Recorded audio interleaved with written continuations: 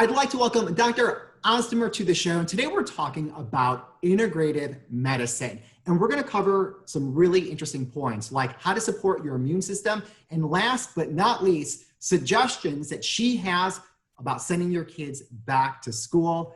Doctor, welcome to River City Live. It's great to have you. These are excellent points to talk about. I'm sure all of our viewers are anxious and ready to take notes. So let's just start out. What exactly is integrative medicine? Now, first of all, thank you so much for having me. It's a great opportunity to introduce Jacksonville Integrative Medicine. I've been practicing for the last 10 years.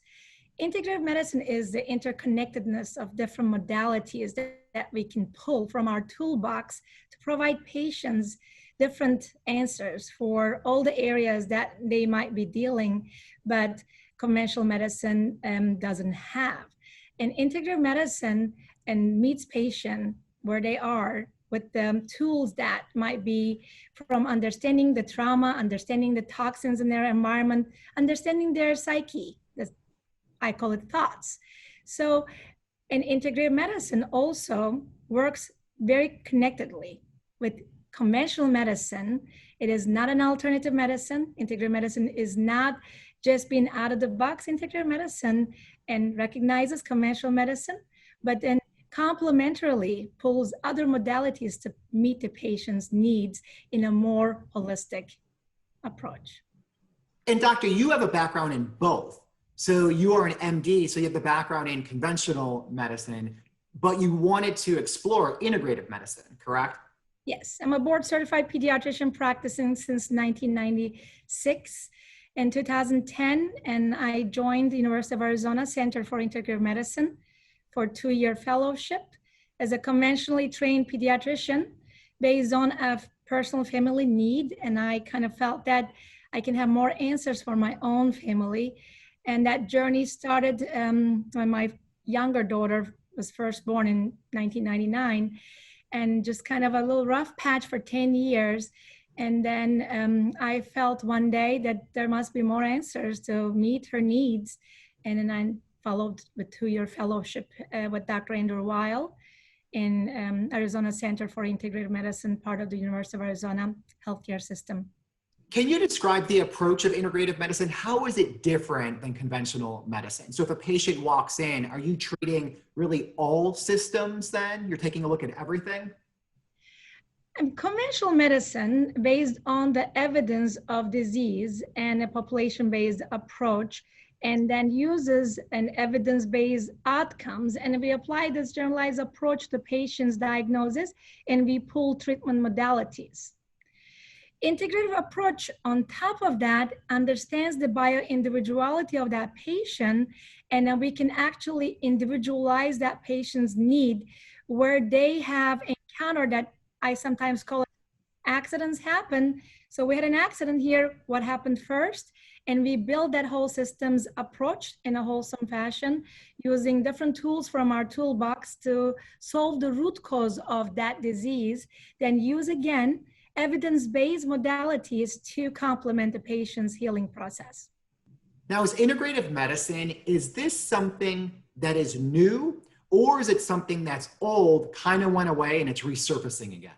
This is a great question. Thanks so much for asking this, Mark.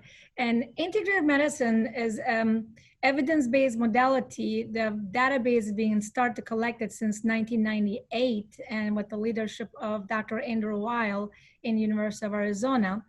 It started with the 3 fellows back then, and they start compiling the evidence-based integrative medicine research, and then fellowship grew, and it became more kind of a new and way of approaching, especially chronic diseases for the last 5 years, I should say.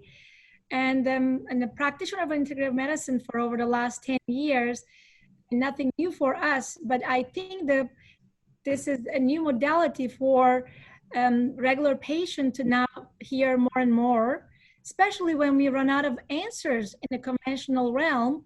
And people are now turning into just trying green tea for help their antiviral properties of green tea. They're just doing everything to boost their immune system. And now people are thinking out of the box, and I think became more public attention within the last year, especially within the last 6 months, I get more questions than ever before. And let's keep on that topic, if you will. So when you're talking about how to support our immune systems, it's a huge topic right now. Everybody wants to know what they can do with COVID-19. So taking your medical background and the integrative medicine background, what do you recommend to the viewers out there? I mean, I do a lot of functional integrative workup for patients to understand what is the, their general biochemistry. And we start from that initial workup sometimes. And back the old days when I first started practicing integrative medicine, I used to do more and more workup. And after I finished the workup and then trying to support them, but the one piece that we would often forget back then, and what is the patient's level of stress? And if the stress has not been managed and given them botanicals to support, but when they are actually kind of living their life, I call it cell danger response. And then their internal cytokines is going to be in constantly flight or fight mode. And that is very counterproductive for the immune system. And I call it stress management should be on top of our integrative approach to support immune system. And number 2 is sleep. Sleep is the king. With that full minimum 8 hours sleep for an adult person, and then with that managing the stress, immune system is definitely on a high alert mode. And when the immune system is already in fight or flight or cell danger response mode, no matter what we do and how much supplements we take, and I don't think we're just overcoming the internally created stress level. So mindfulness, how we approach everyday life is number 1. And we also sleep 8+ hours. And then also cutting down alcohol and sugar is so important for immune system support. And those are the 2 things I always preach my patients. Sometimes I feel like preaching. And because some of the things that we think is not really impactful our immune system is normal part of our life, but actually is quite impactful. And also diet. And as the diet is the next step. And diet is just, unfortunately, standard American diet, set diet, is just kind of in our busy lives and became daily routine. Getting 3 to 5 servings of fruits and vegetables in our family's body is just became more and more difficult. And so then we are more cooking at home, and just we are more indoors for the last maybe 5 to 6 months, and people just more cooking at home. That's a great step.